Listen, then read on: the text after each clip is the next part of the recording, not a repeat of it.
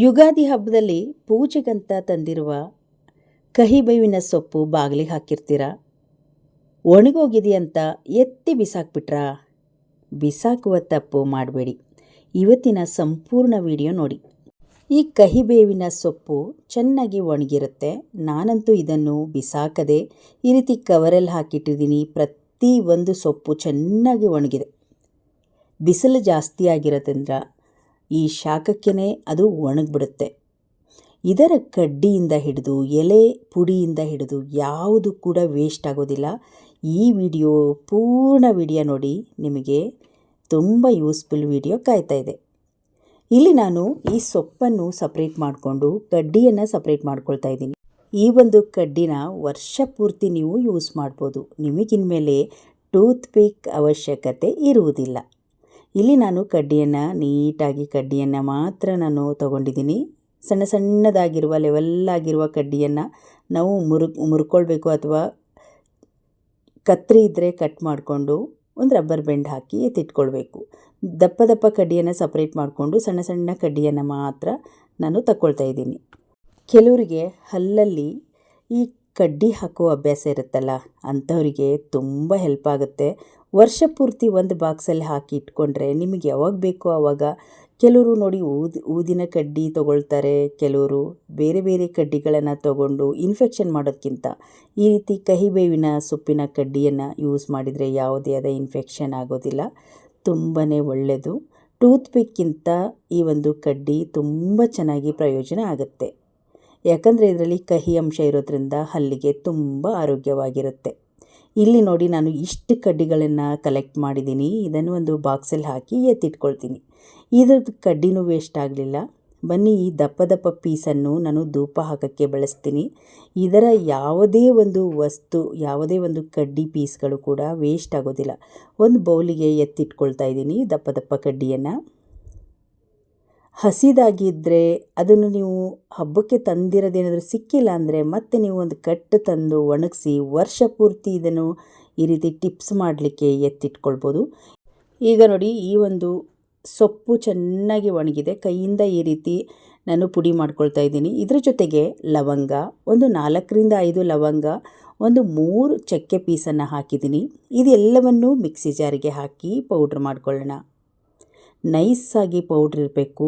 ನಿಮಗೇನಾದರೂ ಇದು ನೈಸಾಗಿ ಒಂದೇ ಸಲ ಪೌಡ್ರ್ ಆಗಿಲ್ಲ ಅಂದರೆ ಇದರ ಜೊತೆಗೆ ಸ್ವಲ್ಪ ಪುಡಿ ಉಪ್ಪು ಅಥವಾ ಕಲ್ಲುಪ್ಪನ್ನು ಹಾಕ್ಬೋದು.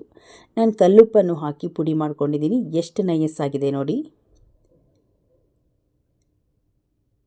ಇವಾಗ ನೈಸಾಗಿರುವ ಪುಡಿ ರೆಡಿ ಆಯಿತು. ಒಂದು ಪ್ಲೇಟಿಗೆ ಹಾಕ್ಕೊಂಡಿದ್ದೀನಿ. ಈ ಪುಡಿಯನ್ನು ನೀವು ಒಂದು ಬಾಕ್ಸಲ್ಲಿ ಹಾಕಿಟ್ಕೊಂಡು ಯಾವಾಗ ನಿಮಗೆ ಬೇಕು ಅನಿಸುತ್ತೋ ಆವಾಗ ನೀವು ಇದನ್ನು ಬಳಸ್ಬೋದು. ಇಲ್ಲಾಂದರೆ ಒಂದೇ ಸಲ ಪುಡಿಯನ್ನು ಕಲಸಿ ಬಾಲ್ಸ್ಗಳನ್ನು ರೆಡಿ ಮಾಡಿ ಇಡ್ಬೋದು. ಈ ಒಂದು ಪುಡಿ ಜೊತೆಗೆ ಇನ್ನೊಂದು ವಸ್ತು, ಸ್ವಲ್ಪ ನೀರು ಬೇಕಾಗುತ್ತೆ.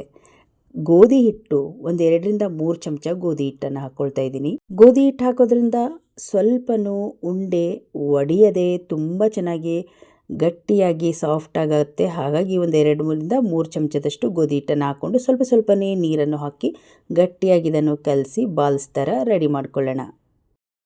ಈಗ ನೋಡಿ, ಇದು ರೆಡಿಯಾಗಿದೆ. ಈಗ ಕೈಯಿಂದನೇ ಸಣ್ಣದಾಗಿ ಈ ರೀತಿ ಬಾಲ್ಸನ್ನು ರೆಡಿ ಮಾಡ್ಕೊಳ್ಳೋಣ. ದಪ್ಪ ದಪ್ಪನೂ ಕೂಡ ಬೇಡ, ಸಣ್ಣದಾಗಿ ಇರುವ ಬಾಲ್ಸ್ ರೆಡಿ ಆಗ್ತಾ ಇದೆ ನೋಡಿ. ಕೈಯಿಂದ ಕೂಡ ಈ ರೀತಿ ಸ್ವಲ್ಪನೇ ಹಿಟ್ಟು ತೆಗೆದು 2 ಕೈಯಿಂದ ಬಾಲ್ಸನ್ನು ರೆಡಿ ಮಾಡ್ಬೋದು. ಈಗ ನೋಡಿ, ಇಷ್ಟು ಬಾಲ್ಸ್ ಆಗಿದೆ.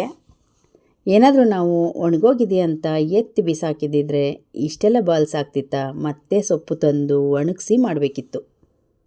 ಇವಾಗ ನೋಡಿ, ಇರೋ ಒಂದು ಸೊಪ್ಪಲ್ಲಿ ಇಷ್ಟು ಬಾಲ್ಸ್ ಆಗಿದೆ. ಇದನ್ನು ನೀವು ಸ್ವಲ್ಪ ಒಣಗಿಸಿ ನೀವು ಒಂದು ಬಾಕ್ಸಿಗೆ ಹಾಕಿ ಎತ್ತಿಟ್ಕೊಳ್ಬೋದು. ಈ ಒಂದು ನೋಡಿ, ಈಗ ನಾನು ಸ್ವಲ್ಪ ಬಿಸಿಲಿಗೆ ಇಟ್ಟಿದ್ದೆ. ಮೊದಲೇ ಅದು ಡ್ರೈ ಆಗಿರೋದ್ರಿಂದ ಈಗ ಸ್ವಲ್ಪ ಗಟ್ಟಿಯಾಗಿದೆ. ಬಾಲ್ಸನ್ನು ಇಟ್ಕೊಂಡು ಹಲವಾರು ಟಿಪ್ಸ್ಗಳನ್ನು ಮಾಡ್ಬೋದು. ಎಷ್ಟು ಉಪಯೋಗ ಅಂತ ಈಗ ನೋಡ್ತಾ ಹೋಗ್ಬೋದು. ಈಗ ನೋಡಿ, ಬಾಕ್ಸಿಗೆ ಹಾಕಿ ಎತ್ತಿಟ್ಕೊಳ್ತೀನಿ.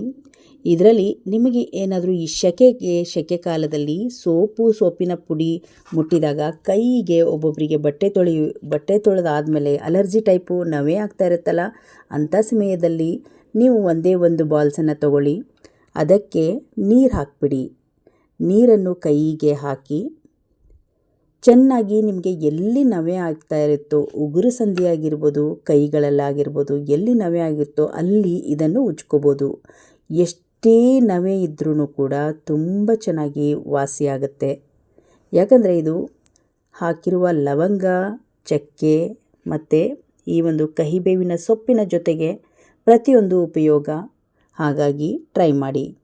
ಈ ಒಂದು ಬಾಲ್ಸನ್ನು ತಗೊಂಡು ಅಕ್ಕಿಗೆ ಹಾಕ್ಬೋದು. ಮೂಟೆ ತಂದಿರ್ತೀರ, ಒಂದು ತಿಂಗಳಕ್ಕಿಂತ ಜಾಸ್ತಿನೇ ಅಕ್ಕಿ ಮಿಕ್ಕಿಬಿಟ್ಟಾಗ ಕೊನೆಯ ಅಕ್ಕಿಯಲ್ಲಿ ಕೆಲವೊಂದು ಓಡುಹುಳ ಬರುತ್ತಲ್ಲ, ಅಂಥ ಸಮಯದಲ್ಲಿ ಈ ಉಂಡೆಯನ್ನು ಹಾಕಿ ನೀವು ಅಕ್ಕಿ ಹಾಕಿ ಎತ್ತಿಡ್ಬೋದು. ಇದೇ ಅಲ್ಲದೆ ಹೆಸರು ಕಾಳು, ಕಡಲೆಕಾಳು, ಹುಳ್ಳಿಕಾಳು ಬಾಕ್ಸಲ್ಲಿ ಹಾಕಿ ಇಡ್ಬೋದು.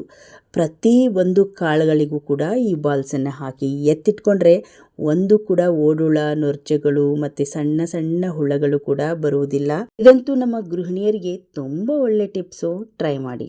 ಅದೇ ಒಂದು ಕಡ್ಡಿಗಳು, ಪುಡಿಗಳು ಇರುತ್ತಲ್ಲ, ಬೇವಿನ ಕಡ್ಡಿ ಮತ್ತು ಬೇವಿನ ಸೊಪ್ಪಿನ ಪುಡಿಯನ್ನು ಒಂದು ಬಾಕ್ಸಲ್ಲಿ ಹಾಕಿಟ್ಕೊಂಡ್ರೆ ಈ ರೀತಿ ಧೂಪವನ್ನು ಕೂಡ ಹಾಕ್ಬೋದು.